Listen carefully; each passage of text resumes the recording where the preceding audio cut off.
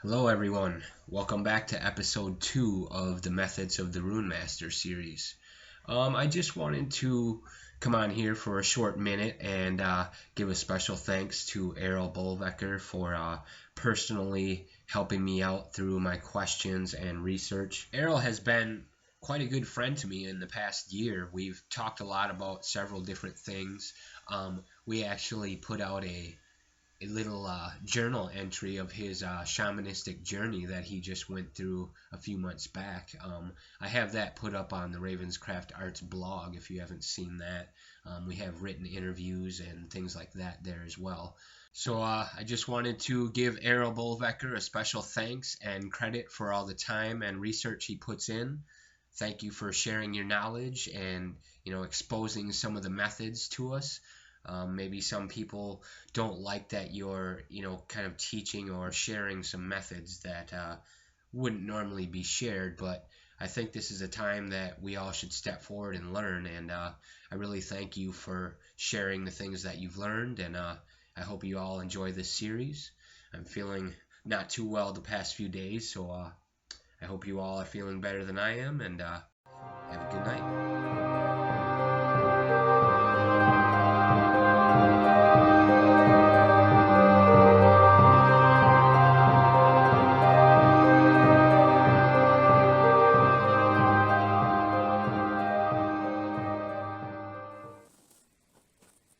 Hi guys, it's Eril.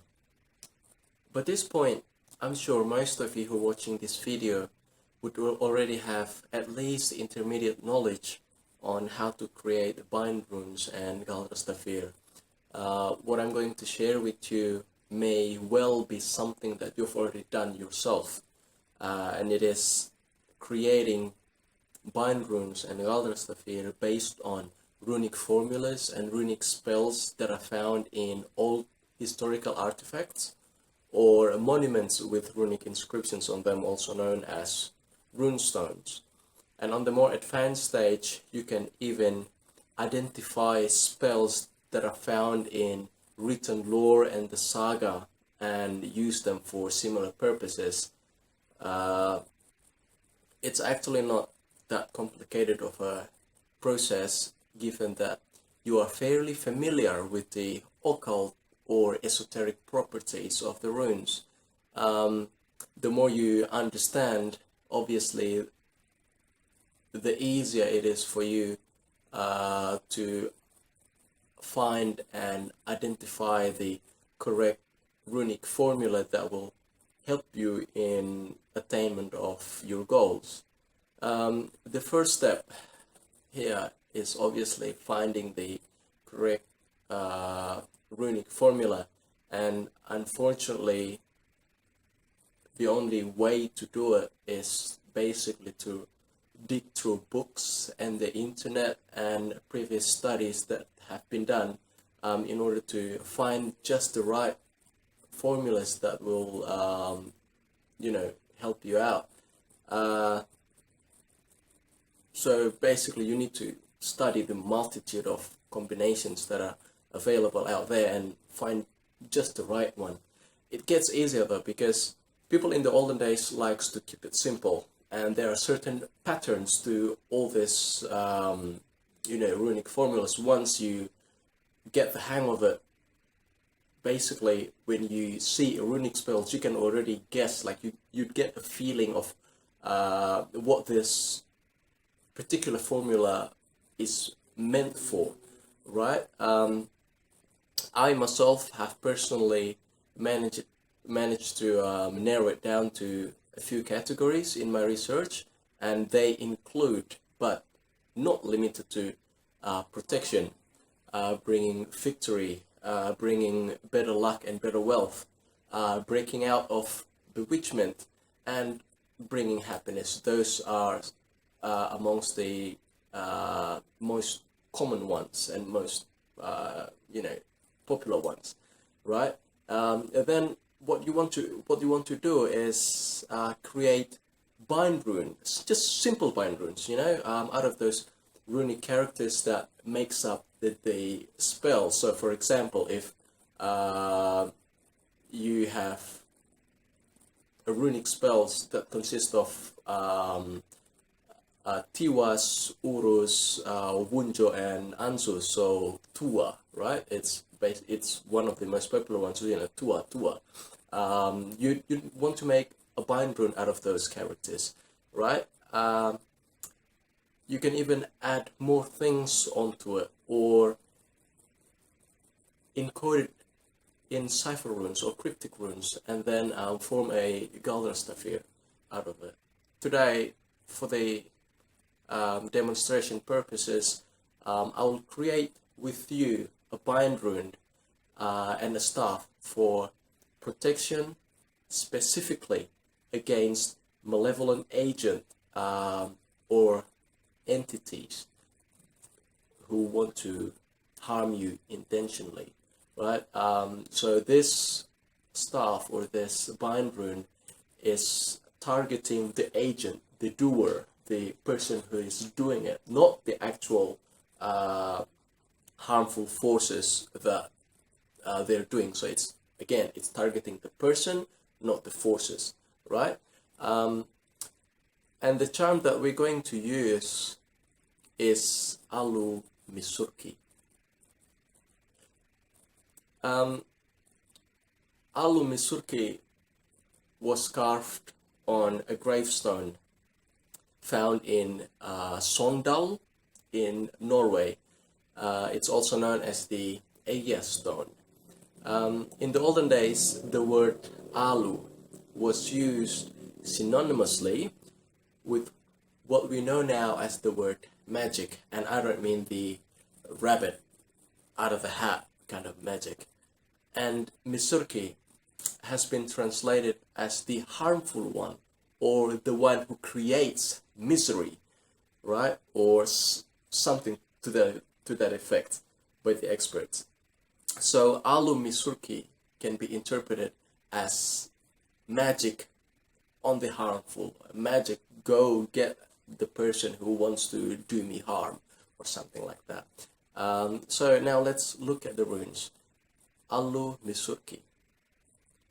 It's only a small part of the whole runic carving. It's worth noting that the inscription in Egia stones, for the most part, is written from left to right. But for Alu Misurki, it was written right to left and upside down as well, which strengthened the notion that it is an inscription with esoteric significance. So it's no ordinary inscription. And by the way, the inscription was written mostly in Elder Futhark, but it's got a few younger Futhark characters in it as well, because in the year 950 to 1700, I think it's the transitional period or something like that. So now we have the charm Alu Misurki and the runes that spells it out. We can proceed to form a bind rune out of it. We have Os, Logar, Urus, Isar, Solo, Urs, Reit, Kenas, and Isar, which makes a very neat bind rune. By the way, I'm going with the runes as seen in the Egia stones. Right, I'm not sticking to one particular set or another, but I take what I see in the stone as carved on the stone, right? So we have this bind rune, and at this point you can use it as it is. You can wrist it onto a piece of wood, activate it, then wear it as an amulet or something like that. However, if you want to get one level further and make a staff out of it, we can duplicate this bind runes 4 times and then rotate them onto facing the 4 cardinal direction: north, south, west, and east. And in the middle of it, we can add the rune mother in younger footwork, which is basically a circle, to represent yourself, because remember that mother means man, or mankind, or you, the creator of the bind rune. And then we can add like a cocoon of protection using the rune Ingwas. And to give some extra kick, let's add the representation of Thor's hammer. And by the way, the sign of Thor's hammer is something like this. So, you know, that will be the representation of Thor hammer. And we can also add Thurias, the owner of the Mjolnir. Then a stack of Tiwas, 3 Tiwases, as the spear point of justice, as the attacking rune, as the aggressive runes, right? And then we can also add Aldiz as the classic rune of protection. Now let's make 4 of this Galdrastaff and place them on the gaps between the 4 existing staff for Alumi Surki that are facing the 4 cardinal directions, right? And at this point, we have this neat Galdrastafir based on ancient magical runic inscription with a bit of personal flavor added to it. You can now carve this onto a piece of oak or juniper or rowan or yew or anything that holds a specific meaning to you as far as protection is concerned. I can go on and on about this topic because we've just barely scratched the surface here.